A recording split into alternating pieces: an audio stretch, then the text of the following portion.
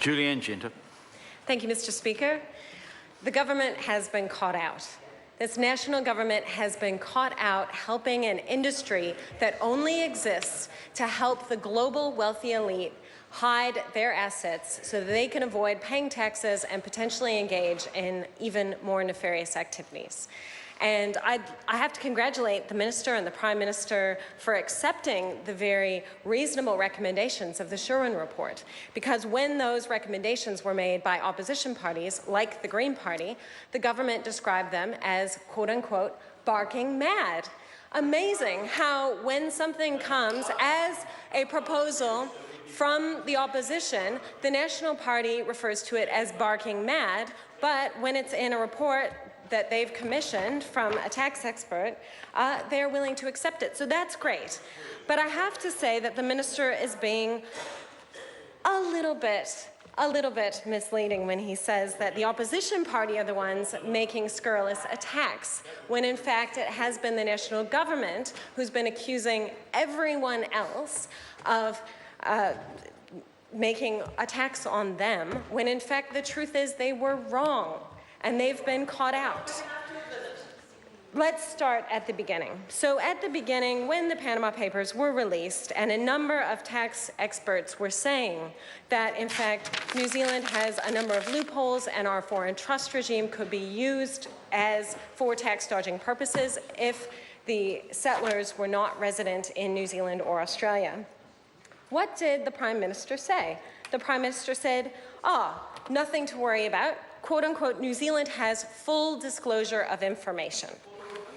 And in fact, the Sherwin Report says disclosure is quote unquote inadequate, quote unquote not fit for purpose, quote unquote light-handed, and therefore likely to be abused. That is from this report. It's right here, conclusions 1.2 in the executive summary. The inquiry concludes that the existing foreign trust disclosure rules are inadequate. How, Minister, can they be inadequate and yet be full disclosure at the same time? How can they be inadequate and not fit for purpose and yet broad and deep at the same time? Well, the truth is they can't be all of those things. And I suppose it's very indicative of this national government that they cannot own up to their mistakes, that they would prefer to mislead the New Zealand public rather than be honest about the fact that there were. No, order. One has to be very careful when one uses the word misleading. And when one says that someone prefers to do it, that means that they are doing it deliberately. And that, of course, will be a breach of privilege, and the member can't imply that in the House in that way. He then said that the requirements on Form IR 607 were broad and deep. The Sherwin Report says, quote, IR 607 registration requirements are, quote, absolutely minimal, quote, extremely limited, and, quote, tells nobody anything. Minister Woodhouse said, our foreign trust laws are world-class.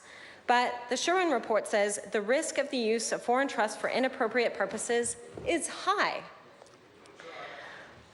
Minister Woodhouse says the Inland Revenue Department can get the information at any time from the trustee. The Sherwin Report says foreign tax authorities will typically not know how to ask for information about a New Zealand foreign trust because they have no way of knowing if it exists. So I congratulate the government on accepting the findings of the Sherwin Report, which are very, very close to what opposition parties like the Green Party have been saying for the last few months.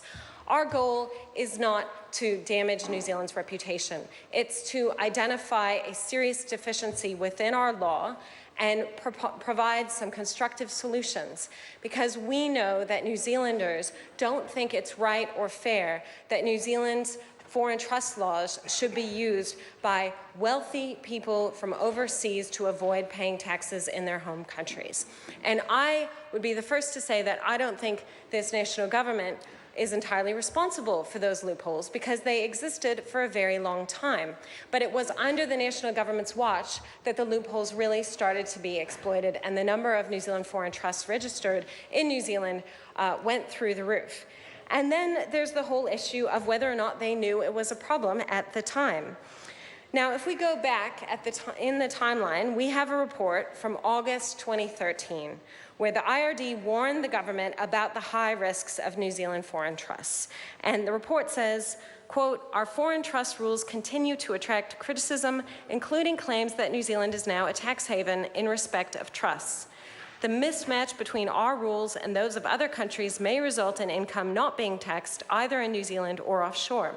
To protect our international reputation, it may be necessary to strengthen our regulatory framework for disclosure and record keeping." So that was in August 2013. In December 2014, an unnamed person from the Antipodes Trust Group wrote to Minister Macleay on behalf of the foreign trust industry, concerned about the IRD's change of view of their industry. He claims that he has spoken to the Prime Minister, and the Prime Minister said he had no plans to change the status quo. Pretty typical of this Prime Minister. That person also claimed the Prime Minister encouraged a meeting with a small group of foreign trusts and the Minister at the time, which was Todd Macleay. The attached industry briefing paper claims that 300 people work in the industry, and this is a big risk for jobs here in New Zealand. So what they would like is for the government not to make any changes around disclosure of foreign trusts, so they can continue to make money from those wealthy individuals from offshore who want to hide their assets in a New Zealand foreign trust.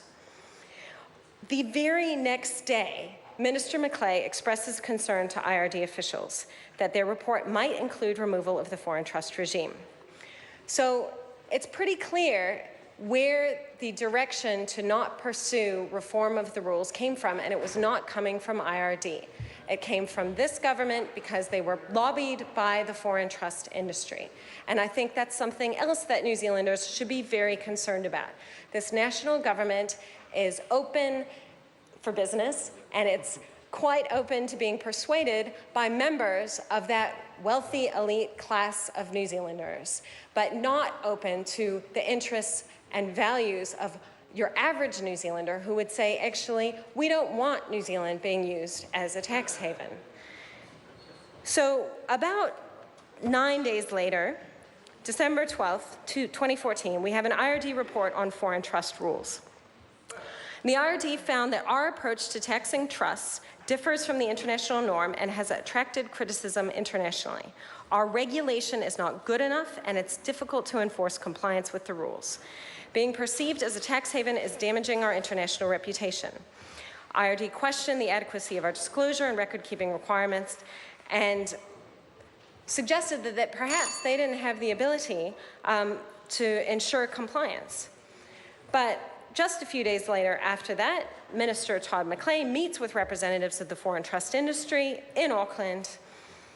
On the agenda, the industry fears moves to have greater disclosure of foreign trusts would close the industry down, and they sought a commitment from the government as soon as possible that it will not conduct a public review of foreign trust tax laws.